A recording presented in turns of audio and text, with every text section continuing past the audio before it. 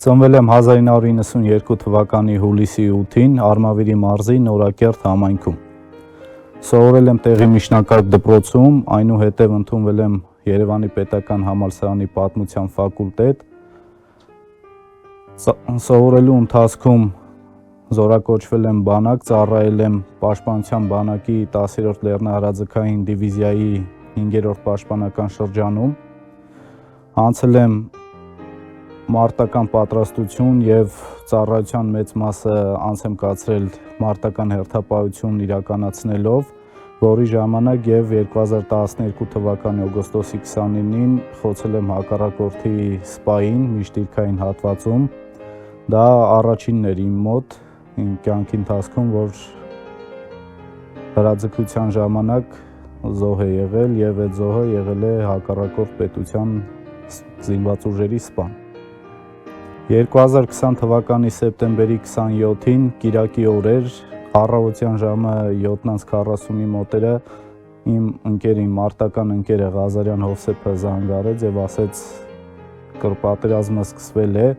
պետք է գնանք, որպեսզի խմբով հավաքվենք, մեկնենք Արցախ։ Մենք հասկանում ենք, որ այդ պատերազմը զուտ մենակ արցախցիների համար չի, այլ Արցախը մեր երկրի անսահման մասն է եղել, ինչպես նաեւ Արցախի այդ սահմանները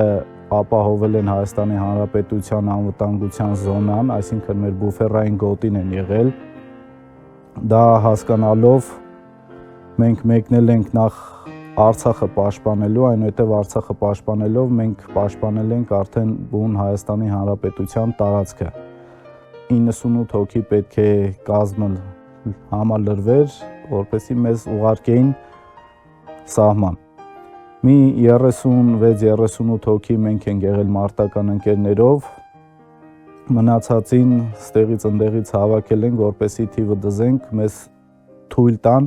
շուտ գնանք։ Գնացել ենք Ստեփանակերտ, Ստեփանակերտից տեղափոխել են Ասկերանի զորամաս, որտեղից արդեն մեր ամբողջ ջոկատը ուղևորվել է սեպտեմբերի 29-ին արդեն Եղնիկներ կոչվող զորամաս։ Քանի որ հակառակորդը մանրամասն պլանավորել էր մեր պարագայում Ադրբեջանը մանրամասն պլանավորել էր, թե թիրախային որ կետերին պետք է խփի, ինչ հիբրիդային պատերազմ պետք է տանի մեր նկատմամբ, որպեսզի առավելության հասնի, բայց ինչքան էլ մեր 18 տարեկան ժամկետային զինվորները հոգեբանորեն պատրաստ են եղել դրան, նրանք մեզանից սկսած նրանցից վերջացրած խրամատային պայքարում չեն կարողանա հասնեին հաջողության, քանի որ ժամանակակից մարտերը, պատերազմները արագ տեղաշարժերի վրա են հիմնված, այսինքն խրամատում կանգնած դու կենթանի կրակակետ ես իր համար, թիրախ ես,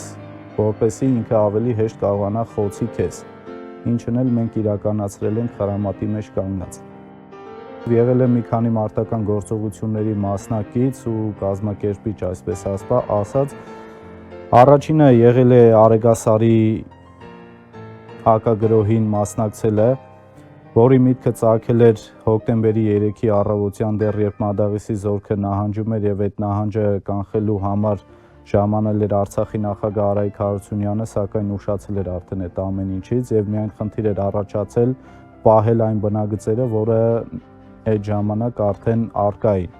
Դրա համար առաջարկ հնչեց իր կողմից, որպեսզի թե կկարողանանք արդյոք մենք մասնակիցը լինել դրան եւ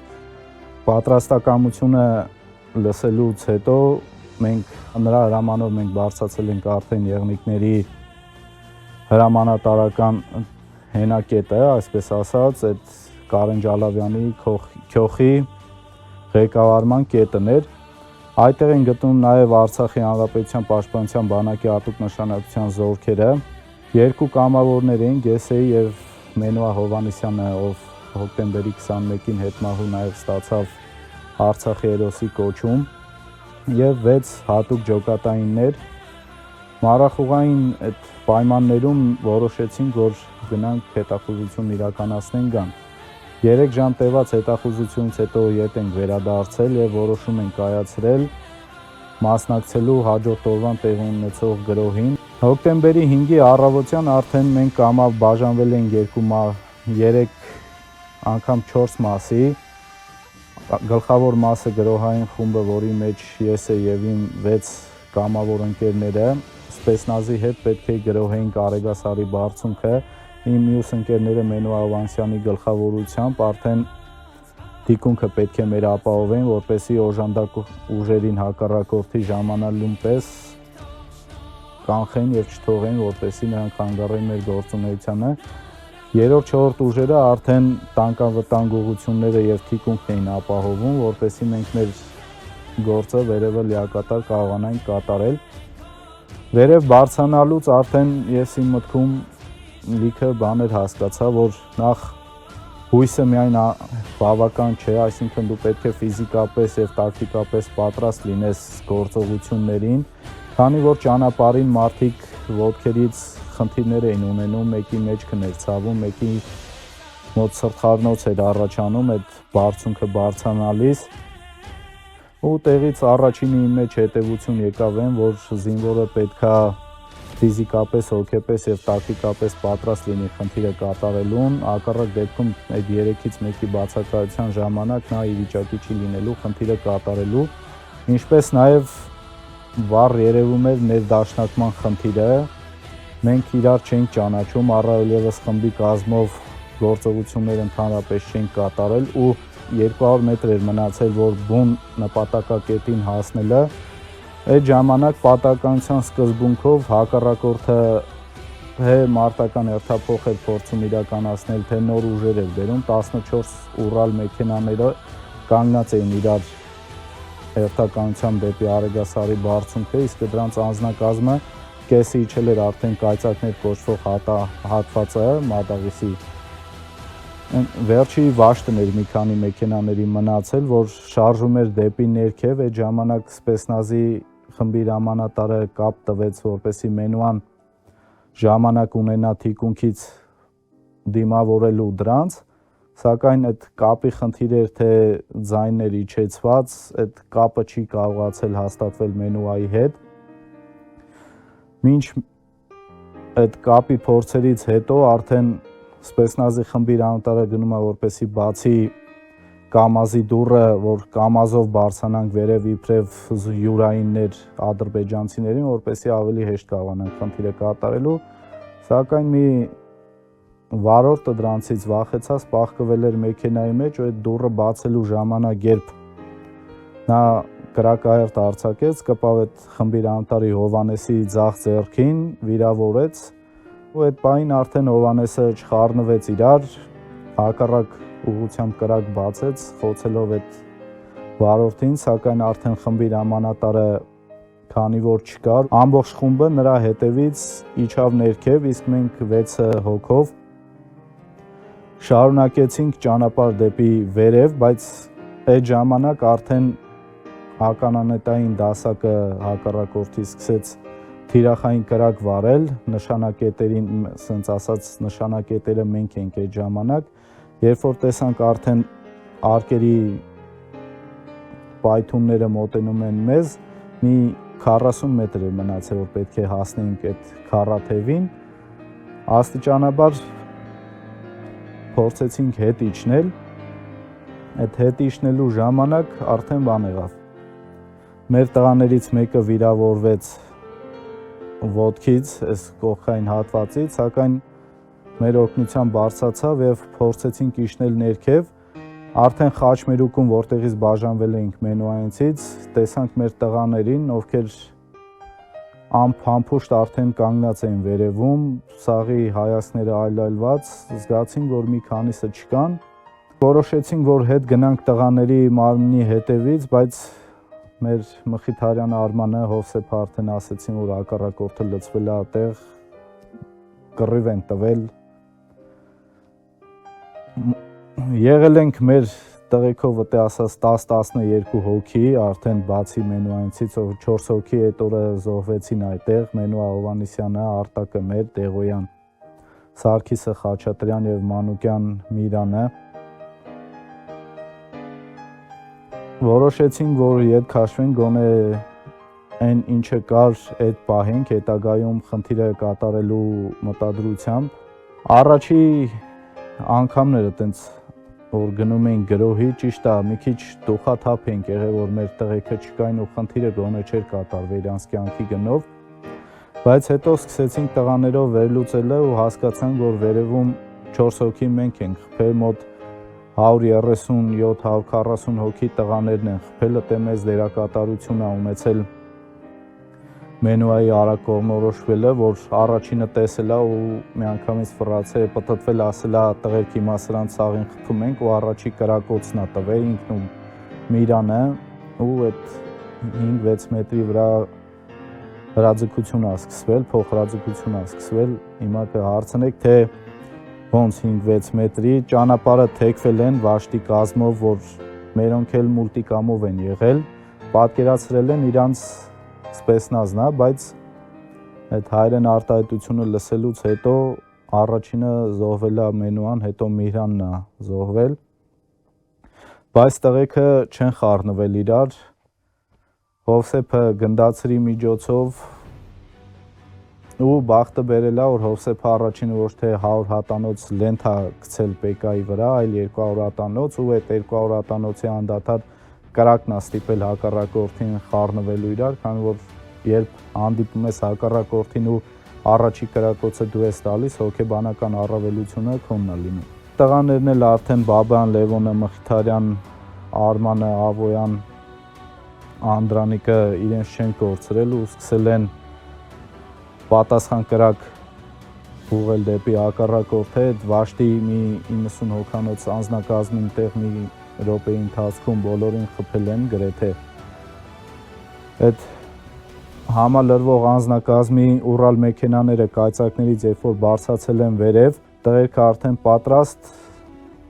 գրանտամյոտով առաջի կրակոցը տվել են Ուրալը պայթել է, այնուհետև երկրորդ Ուրալն է եկել, որի այդ բեռնախցիկում նռնակներ են նետել տղաները եւ անկանոն կրակ են բացել դրանց ուղղությամբ, դրանք նորից այդ չեն հասցրել իջնել Ուրալից ու արդեն տղաների զինամթերքը վերջանալու ժամանակ ստիպված հետ են քաշվել, այդ հետ քաշվելու ժամանակ արդեն զոհվում է Սարգիսը Խաչատրյան ու մարմինը մինչև այսօր դեռ անհայտ չեն գտել։ Այդ վերլուծություններից հետո մեկս մյուսին արդեն ողջևորում ենք, որ ամոթ է լինելու հետ գնալը, քանի որ այն արժեքները, ինչի համար մենք եկել ենք պայքարելու, կիսատ է լինելու, մենք մեր հետագա կյանքում մենք մեզ արժևորված չենք զգալու, այդ տղերքի մահը մնալու է մեր խղճներին։ Հաջորդ օրը գնում ենք նորից մի քանի հոգով արդեն այդ քյոխի ղեկավարման կետը ու ասում ենք պատրաստ ենք մնացած գործողություններին, ինչը որ կլինի անելու, էլի պատրաստ ենք։ Խնդիրը առաջանում, որ տղաների մարմինները մնացել էր ընտե, պետքա հետ բերվի ու որոշում ենք, որ պետք է գնանք մարմինները գտնելու։ Երկրորդ գումարտակիր անուտար Բազիկյան Սերոփի հետ ու Մխիթարյան Արմանը մեր, մեկ էլ իրենց սպաներից մի հոգի, որոշում ենք բարձրանանք Արեգասարը հակառակ կողմից արդեն, որտեղ այդ ուղղությունը արդեն հակառակորդը նախապես լենթշկեքով փակել էր, այդ ինչ է իրանից ներկայացնում, փոքր պայթուցիկներ են, կպնում ես սուրպրիզներ է կոչվում, էլի կպնում ես պայթում է ու ճիշտ է, քեզ շատ վնաս չի ասնում, բայց իրանք լսում են, որ դե մարդ կա արդեն։ Բարձանում ենք սարի վրա, ես ու Բազիկյան Սերոփը նայում ենք, որ արդեն մարմինները չկան, տարել են, սենց ասած, այդ կողքերն ենք շամպուրներով ուսումնասիրել, կարող է թաղած լինեն հողի տակ, բայց այդ էլ չի լինում։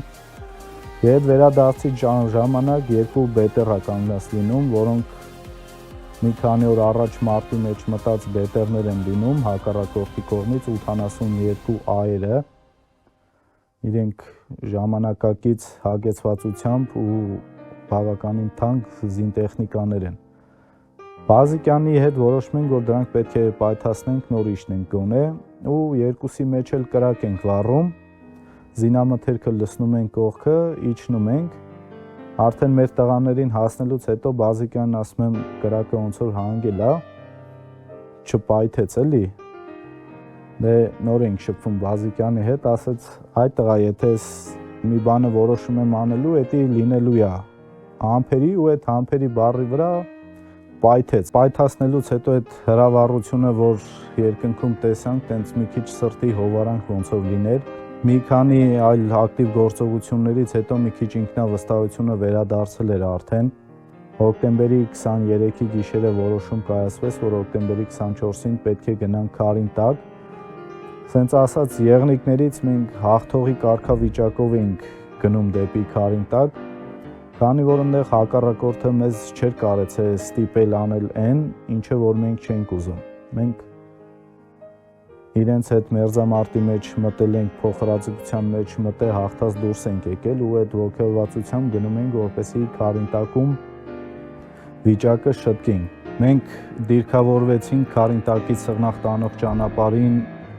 Չախմախ կոչվող բարձունքներում, որտեղ